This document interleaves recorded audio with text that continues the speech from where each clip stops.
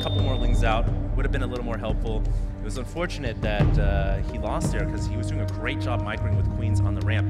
Now, we are here on Antigua Shipyard, and it looks like the next map has just begun loading, so Stephano and Lucky are here. It is time for Game 2 here in the Grand Finals, and the map has begun. Make some noise, guys!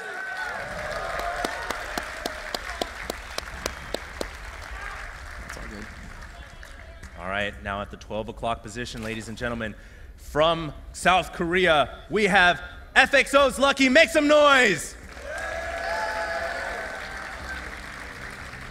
Lucky getting no love. Well, maybe he'll get lucky today. Stephano on the right side of the map. He's the pink Power Ranger Zerg. Let's hear it for Stephano.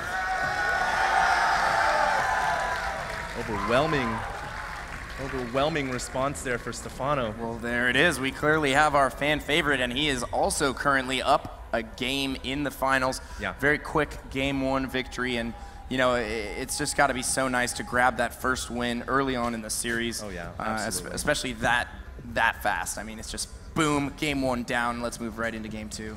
Now, it looks like Lucky did go ahead and pick Antigua Shipyard. This is actually a map that's a little bit more open in terms of how much area there is on the map. I feel 10 like pool, 9 gas from Lucky already. Wow.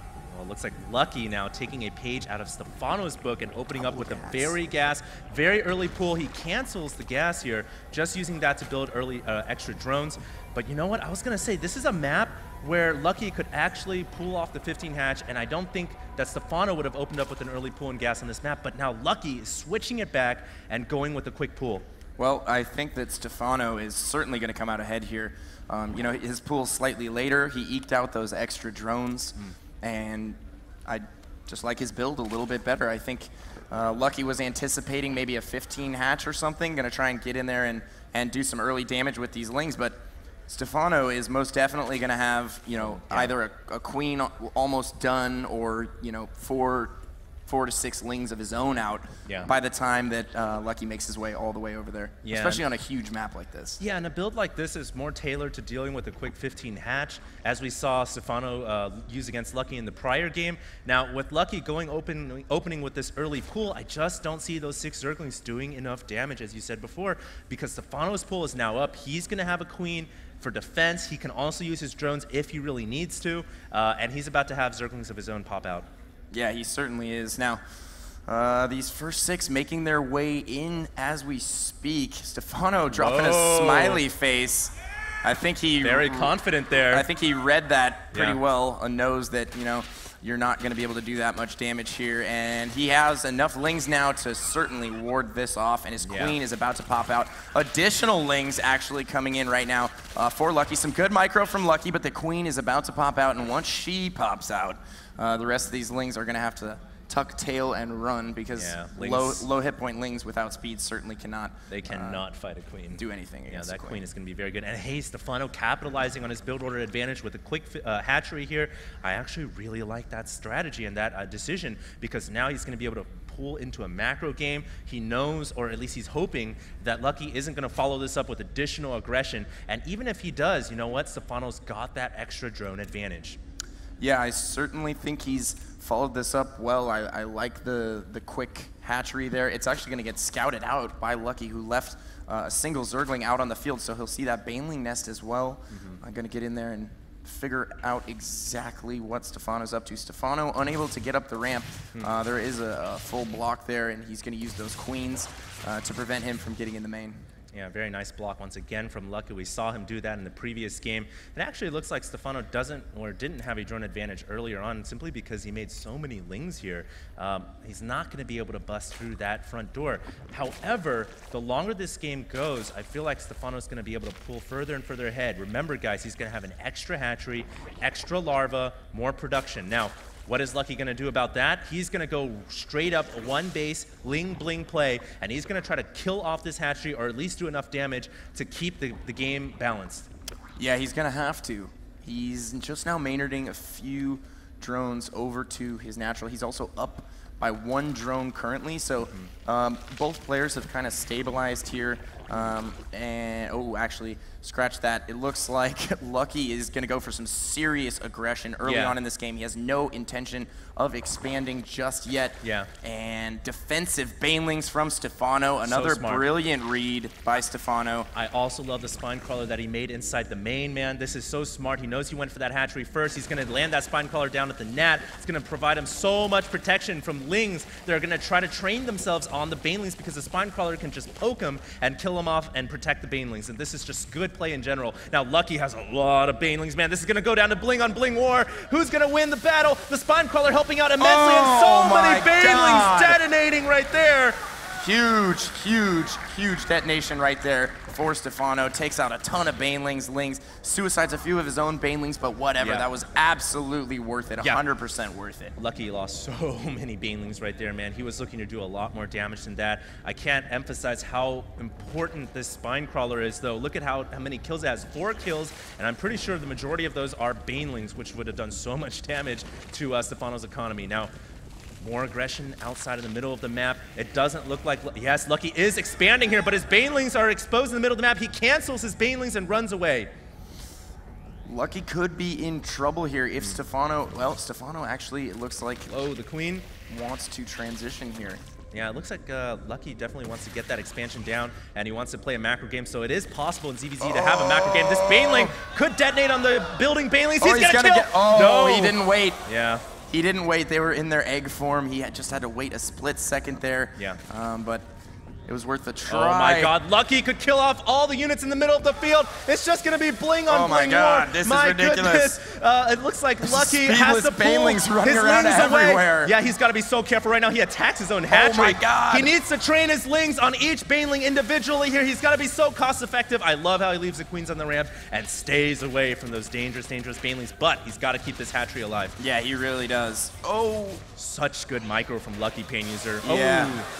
Lucky is actually doing a great job at dealing with these offensive banelings here from Stephano, but Stephano that entire time was droning up like a madman. He's at 42 right now to Lucky's 28. Yeah. And he is so far ahead in this game. If he holds on here, he's also got +1 missile attacks and a Roach Warren coming, so he's going to transition out of this Ling Bling phase. And, you know, once he gets Roaches with speed and +1, and I think he's going to be in a great position. Looks like some Ling's going to go into the natural here, bothering the drones for a little bit, but the banelings have come out for Stephano, and that should keep these drones alive. And you mentioned Stephano has been droning behind all that aggression. That's going to put him ahead significantly. Now, in Zerg versus Zerg, as soon as the Roaches start to hit the field, it gives you that sense of stability in ZVZ. Unlike Ling and Bling wars, you're always tense and you're always like worried that something's going to happen. But once you have Roaches out on the field, there's a very good possibility of the game starting to stabilize into Roach Infestor wars. Yeah, Ling Bling, you know, as a spectator is certainly fun to watch. It's the most nail-biting form of micro in StarCraft 2 as far as I'm concerned. You just have those moments every 5 seconds because you never know what's going to happen. And, you know, the whole game revolves around a few baneling explosions. If somebody gets lucky, I've got to stop doing that. But if somebody gets lucky, then, you know, they can find themselves way ahead in the early game. Both players transitioning into the Roach phase here. We have +1 coming for both of them as well. So virtually identical builds out of these two guys right now, except for the fact that Lucky's layer is considerably behind. One thing we forgot to mention is the positional spawns on this map actually favor Lucky considerably, as these rocks are right exposed to the middle of the map. If those rocks go down, the third expansion is going to be a little bit more exposed to Ling aggression, and of course Roaches as well. Now, you mentioned both players have gone into the Roach phase. This is where the Baneling and Ling wars kind of cool down for a little bit. Things are going to stabilize, and we're going to see Roaches pretty much for the majority of this game. Yep, and heaven forbid Stephano get his hands on some infestors, because he is so good with those. His fungal growths are always on point. He's just very, very good with infestors, and you know, I think if we go into that phase, I see an advantage for him. And now using these banelings to ward off the lings from Lucky. Wow. Gonna chase down these roaches here. Trying to choke off a couple of roaches as they are staggering behind. Every single roach kill he can get is certainly gonna help. Don't forget, ladies and gentlemen, Stephano also has the upgrade advantage in Roach versus Roach Wars. Those upgrades, especially the missile attack, so important. And Stephano already has one extra upgrade. In fact, he's getting the second missile and the carapace as well. So his roaches are gonna be considerably more powerful than Lucky's. Not only are they going to be more powerful, they're going to be a heck of a lot faster because speed is about to finish for him as well. Wow. And once he gets speed, we're not going to see a situation like what we just saw where, he's chasing him halfway across the map, trying to use lings to cut him off. He can actually just straight up chase him. He can force the action at the natural. And here we go. Speed is done, and this might be a timing window that Stephano is trying to hit here. He's ahead in the macro sense. He's at 125 supply right now to the 114 of Lucky. So I think he has the superior army here as well. Oh my God. Lucky here going for a Nidus Worm. This is a little bit unconventional.